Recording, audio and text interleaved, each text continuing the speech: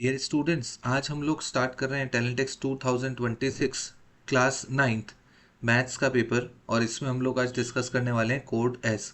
इससे पहले मैं वीडियो डाल चुका हूँ क्लास 10th के सॉल्यूशंस का, डिटेल्ड सॉल्यूशन का, जिसमें हर क्वेश्चन को मैंने सिंपल तरीके से समझाने की कोशिश करी है। तो अगर आप में से कुछ बच्चे 10th वाला पेपर भी सॉल्व करना चाहते हैं तो वेल एंड गुड, आप उस वीडियो को देख सकते हैं। चलिए हम स्टार्ट करते हैं हमारा डिस्कशन। इन ऑल पेपर में टोटल 15 क्वेश्चंस थे, और ये पेपर जो होता है ये ट्विस्टेड और ट्रिकी फॉर्म में क्वेश्चंस के लिए जाना जाता है, तो इसलिए अपन इस चैनल पे इसको डिस्कस कर रहे हैं। Paper code is paper S. All right, now first question says 3025 students are sitting in an auditorium in such a way, in such a manner that there are as many students in a row as there are rows in the auditorium। क्या बोला इन्होंने? इन्होंने बोला है कि एक रो में उतने ही बच्चे हैं। मान लीजिए ये रो नंबर 1 है, मैं इसको ऐसे समझाता हूँ आपको। Let's say this is row number 1। Row number 1 में मैंने मान लो 5 स्टूडेंट्स बिठा रखे हैं, और रो नंबर 2 में मैंने मान लो वापस से 5 स्टूडेंट्स बिठा रखे हैं। तो इन दिस पर्टिकुलर केस मेरे पास नंबर ऑफ कॉलम्स कितने हुए बच्चों? अगर नंबर ऑफ कॉलम्स देखते हो तो एक रो में जितने बच्चे बैठे उतने ही कॉलम है हमारे। तो इसने जो ये वर्ड बोला है ना कि it has as many rows as many students in a row, मतलब ये बेसिकली नंबर ऑफ कॉलम्स की बात कर रहा है। As there are rows in the auditorium. तो यहाँ पर इन शॉर्ट इसने क्या समझाने की कोशिश की अपने को, कि जो नंबर ऑफ रोज हैं वो इक्वल हैं नंबर ऑफ कॉलम्स के। अब मैं मान लेता हूँ कि let suppose, let in a row number of students seated is equals to x। तो अगर एक रो में x स्टूडेंट्स बैठे हैं और ऐसी ही हमारे पास x रोज हैं, तो मेरे पास टोटल नंबर ऑफ स्टूडेंट्स कितने हो जाएंगे? Obviously total students would be how much? X square, x into x, length into breadth. हम बोल सकते हैं ना कि अगर मेरे पास तीन तीन बच्चे बैठे हैं 4 रोज में, तो टोटल कितने होंगे? तो एक रो के 3 ऐसे करके टोटल 4, तो 3 इंटू 4 12। तो ऐसे ही यहाँ पर x रोज है, x कॉलम है, तो x into x is x square. And the question says कि ये जो टोटल नंबर ऑफ स्टूडेंट्स है दीज आर 3025। तो अब यहाँ से मुझे बताओ कि क्या आप x निकाल सकते हो? आसानी से निकाल सकते हैं सर, इसका स्क्वायर रूट ले लें। और 3025 का स्क्वायर रूट मैं मान के चल रहा हूँ आपको आता है, तो ये हो गया आपके पास 55। अब इसने क्या बोला है? Find the product of the digits of the number of rose in the auditorium. तो आपने नंबर ऑफ रोज कितनी निकाली यहाँ पर? तो नंबर ऑफ रोज आ गई आपके पास 55। अब ये जो नंबर ऑफ रोज हैं इनका डिजिटल प्रोडक्ट पूछा है, तो इसका मतलब क्वेश्चन ने ये नहीं पूछा कितनी रोज है, उसने पूछा है कि ये जो रोज का काउंट है ना, इसका डिजिटल प्रोडक्ट बताओ। तो आंसर इज 25। तो जो बच्चे यहाँ से जल्दबाजी में, यहाँ पर जल्दबाजी में अगर अपन देखें तो 55 टिक करके आ जाते हैं, तो उनका आंसर गलत हो जाता है। The correct answer is 25। So I hope this first question is clear. Now moving to the next question. इसने बोला है कि ये जो एक्सप्रेशन है, ये जो क्वाड्रेटिक इक्वेशन है, इसके सम ऑफ ऑल पॉसिबल वैल्यूज़ क्या होंगी? मतलब x की जो भी पॉसिबल वैल्यूज़ हो सकती है उनका समेशन क्या होगा? तो अगर कोई बच्चा ऐसे सोच रहा है कि अपन सर एक काम करते हैं, अपन इसको क्वाड्रेटिक बना के सॉल्व करते हैं और सॉल्व करने के बाद निकाल लेंगे आंसर, तो ऐसा नहीं होता। अब इसको ट्रिकी वे में करेंगे तो ये आसान लगेगा। क्या इस पूरे क्वेश्चन को मैं ऐसा लिख सकता हूँ क्या? 29 plus root 29 and it is overall equal to 0। तो अगर यहाँ से अपन देखें तो ये जो पूरा का पूरा एक्सप्रेशन है ये क्वाड्रेटिक है, और क्वाड्रेटिक में आपको ये थोड़ा सा पता होना चाहिए। तो अगर इसकी बेसिक थ्योरी देखते हैं तो बेसिक थ्योरी क्या बोलती है कि अगर a x square plus b x plus c is equals to 0 is a quadratic equation, तो यहाँ पर sum of zeros, sum of possible values of the zeros is always equals to minus b upon a, and the product of zeros is equals to c upon a, जहाँ पर a b c क्या होते हैं? a is coefficient of x square, b is coefficient of x and c is the constant term। हमें क्या बोला है? sum of all possible values of x। इसका मतलब वो indirectly हमसे यही चाह रहा है कि आप sum of zeros बता दो इसका। तो अगर इस एक्सप्रेशन का सम ऑफ जीरोस निकालें तो ये ऊपर वाली एक्सप्रेशन में a की वैल्यू 1 है क्योंकि coefficient of x square, b की वैल्यू भी 1 है। तो अगर मैं इसको माइनस बी अपॉन ए से रिप्रेजेंट करूँ तो ये हो जाएगा -1/1, दैट इज इक्वल्स टू -1। तो ये बहुत आसान सा क्वेश्चन था, और अगर इसको देखें तो बस इसमें जिसको क्वाड्रेटिक का बेसिक एक्सप्रेशन पता है वो ये क्वेश्चन ईजिली कर सकता है। चलिए नेक्स्ट क्वेश्चन बहुत ही जोरदार। अब इसमें क्या बोला गया अपने को, one man can do as much work in one day as a woman can do in 2 days। मतलब मैन की जो एफिशिएंसी है वो वुमन से डबल बताइए। फिर क्या बोला है कि a child does 1/3 of the work in a day that a woman can do. मतलब वुमन जो है वो चाइल्ड से 3 times एफिशिएंट है, ये चीज बोला है। और इसमें ये भी बोला गया है कि a state owner hires 39 pairs of hands in the ratio of 6:5:3। तो हमारा क्वेश्चन अपने को यहाँ से स्टार्ट करना चाहिए कि जो आपके पास माना कि लेट मैन जो है, मैन का जो काउंट है वो है आपके पास 6s, क्योंकि जो इसने हायरिंग की है ना वो की है 6:5:2 में। तो मैंने मान लिया कि जो मैन है वो 6s है, जो वुमन है वो 5x है। तो वुमन जो है, वुमेन काउंट हो गया आपका 5x, और इसी रेशो में चाइल्ड काउंट जो है वो आपके पास आ गया 2x। और इनऑल उसने कितने लोग हायर किए हैं, तो इनऑल उसने 39 पेयर ऑफ हैंड्स लिए, मतलब 39% से। तो ये हो जाएगा 6x plus 5x plus 2x must be equal to 39। तो जब आप इसको सॉल्व करेंगे तो ये बन जाएगा आपके पास 13x इज इक्वल्स टू 39।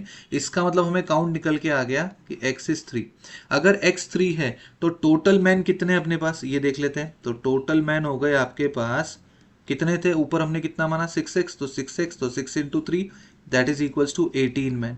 ऐसे ही टोटल वुमेन जो है वो कितनी है, वो है आपने ऊपर के अकॉर्डिंग 5x, तो ये हो जाएगा 5 into 3 that is equals to 15 women.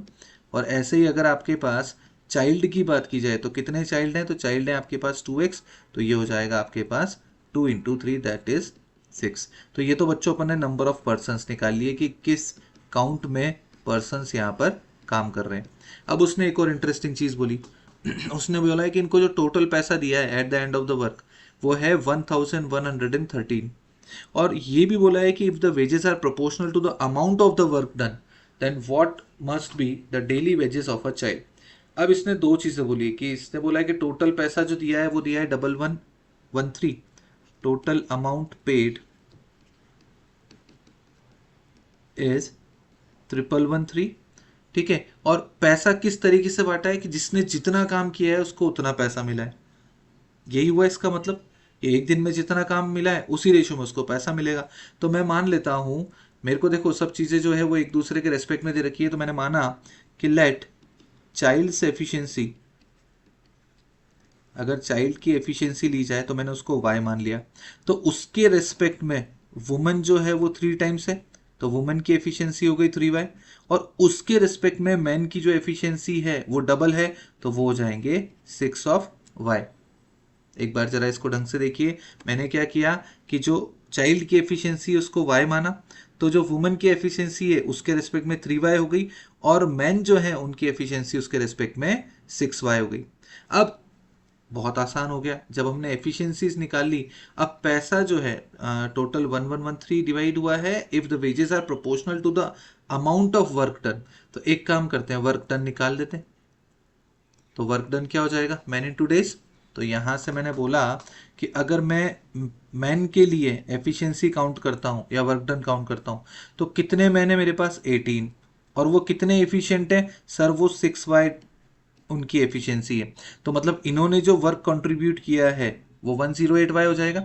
अगर वुमेन की बात करें तो कितनी वुमेन है हमारे पास 15, और उनकी एफिशिएंसी कितनी है क्योंकि उसी रेशो में पैसा बट रहा है, तो ये कितना हो जाएगा 45y। कितने चाइल्ड है हमारे पास, तो चाइल्ड है हमारे पास 6, उनकी कितनी एफिशिएंसी है सर, वो y एफिशिएंसी पे है, तो ये कितना कंट्रीब्यूट करेंगे 6y। अब जिस रेशो में इन्होंने कंट्रीब्यूट किया है उसी रेशो में पैसा बटेगा। तो इसका मतलब ये स्टेटमेंट क्या चाह रहा है कि 108y plus 45y plus 6y इन सबको जोड़ दें तो ये टोटल अमाउंट इसी तरीके से डिस्ट्रीब्यूट होगा इनमें एफिशिएंसी के अकॉर्डिंग। तो यहां से अगर इसका सम देखें तो 153 159, तो 159 times of y is equals to 1113। So यहां से y वुड बिकम 7, ये 7 टाइम जा रहा है, डिवाइड करके देखना। और y क्या माना था अपन ने, y माना था चाइल्ड की एफिशिएंसी, और जितनी एफिशिएंसी उतना पैसा उसको मिलेगा एक दिन में। तो इसका मतलब चाइल्ड का 1 डे अमाउंट कितना होगा, तो आंसर वुड बी 7 रुपीज। सो ये जो क्वेश्चन था, थोड़ा सा जिनको टाइम वर्क का कॉन्सेप्ट बहुत अच्छे से आता है उनसे बड़ी आसानी से हो गया होगा। Next question is quite easy. इसने बोला है एबीसीडी इज अ पैरेललोग्राम देखो ABCD पैरेललोग्राम है, तो मैं ऐसा बोल सकता हूँ क्या कि अगर AD जो है वो BC के पैरेलल है और ये एक ट्रांसवर्सल है, देखो अलग अलग सेगमेंट सॉल्व कर रहे हैं अपन, तो अगर ये एंगल 38 है तो ये इसके ऑल्टरनेट इंटीरियर एंगल भी 38 होगा। It means the angle B would be 38। यहाँ तक तो पहुंच गए अपन क्वेश्चन में। फिर उसके बाद हमने देखा कि ट्राइंगल BEC, देखो मैं इसको यहाँ बना रहा हूँ साइड में ताकि तुमको कोई कंफ्यूजन ही नहीं हो। ये B है, ये C है और ये E है। यहाँ पर मेरे पास ये एंगल आ रहा है 38 डिग्री का, यहाँ पर ये एंगल आ रहा है 41 डिग्री का। तो एंगल सम प्रॉपर्टी से बचा हुआ एंगल निकाल सकते हैं। तो अगर हम यहाँ पर देखें तो हम ऐसा लिख सकते हैं कि 38 प्लस, इसको मैं थोड़ा डार्क कर लेता हूँ, 38 plus 41 plus angle BCE it must be equal to how much, 180 degree using angle sum. तो एंगल BCE कितना आ जाएगा, तो 180 से में से घटा दें, ये दोनों मिलके हो जाएंगे 79।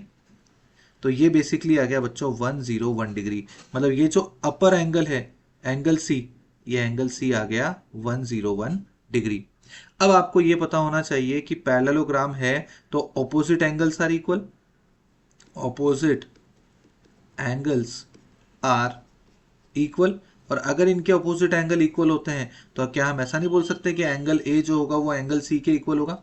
एंगल A कितना है 120 डिग्री, एंगल C कितना है सर, एक तो निकाला 101 और एक की हमें नीड है जो कि है DCE, तो इसको लिख दिया एंगल DCE। तो यहाँ से DCE कितना निकल के आ गया बच्चों, DCE निकल के आ गया 19 degree. So our correct option is option number 1।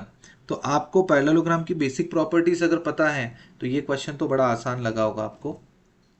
Moving ahead, अब ये क्वेश्चन जो है ये अलजेब्रिक आइडेंटिटीज पे बेस्ड क्वेश्चन है। थोड़ा सा ट्रिकी था, अगर सोचा होता ढंग से तो हो जाता।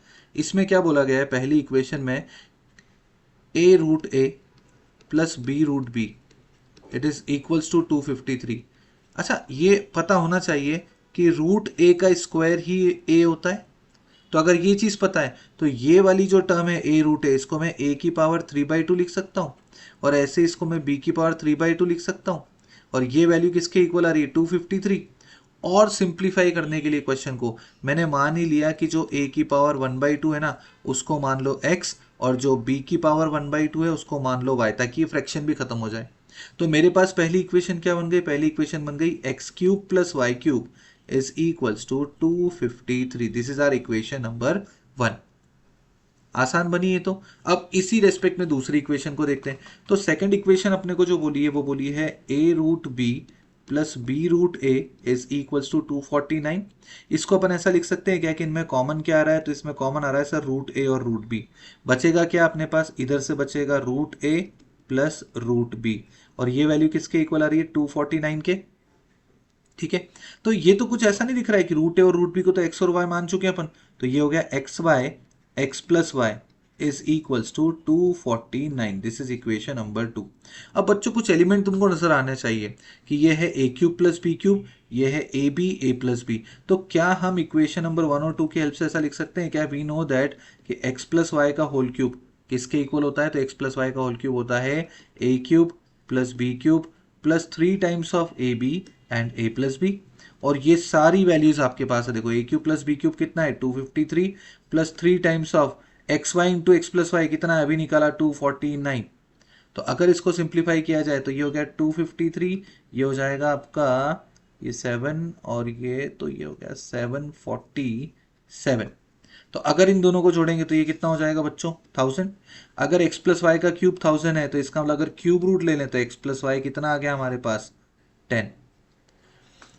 और x और y क्या है, तो x और y है √A और √B। तो एक काम करते हैं, इसका स्क्वायर भी कर लेते हैं अपन। स्क्वायर करेंगे तो ये कितना हो जाएगा x² plus y² plus 2√xy, sorry 2xy। मैं यहाँ पर थोड़ा सा इसको करेक्ट कर लेता हूँ। अगर इसकी आइडेंटिटी लगाएं तो x² plus y² plus 2xy is equals to how much 100। अब किसकी जरूरत थी अपने को, देखो अब इस क्वेश्चन को अपन थोड़ा सा रीराइट करते हैं। ये लिखा हुआ है 5 times of A plus B, और A कितना है अपने पास x², B कितना है अपने पास y²। तो हमें 5 times of x² plus y² चाहिए। तो यहाँ से x² प्लस y² तो आ गया अपने पास, नजर आ रहा है x square plus y square. अगर x square plus y square निकालें तो 100 minus 2 times of x y, और x प्लस वाई की वैल्यू अपने पास 10 है। तो देखो इस इक्वेशन को ही लिखो थोड़ा सा कि ये एक्स प्लस वाई कितना निकल के आया 10, तो ये हो गया 10 is equals to how much 249। तो value of x y become 249 upon 10। अब अपना काम हो गया क्वेश्चन का। अब हमें क्या चाहिए था 5 times of x square plus y square. तो एक काम करते हैं, पहले तो x square plus y square निकाल देते हैं। तो ये हो जाएगा 100 minus 2 times of x y को क्या लिख सकते हैं 249 अपॉन 10। अब मुझे क्वेश्चन में x square plus y square को किससे मल्टीप्लाई करवाना है 5 से, तो दोनों तरफ 5 से मल्टीप्लाई कर दें। तो ये हो जाएगा 5 times of x square plus y square is equals to 5 से 100 को मल्टीप्लाई करेंगे तो 500, 5 से 2 को मल्टीप्लाई करेंगे तो ये बन जाएगा 10, ये हो जाएगा 249 अपॉन 10। 10 से ये 10 भी कैंसिल हो गया। Basically we are left with 500 minus 249 and it is equals to how much 251। तो जो 5 times of x square plus y square है, जो कि एक्चुअल क्वेश्चन में था 5 times of a plus b, उसकी वैल्यू कितनी आ गई बच्चों? ये आ गई आपके पास 251। This is option number 3। तो आई होप यहाँ तक का डिस्कशन तो क्लियर होगा।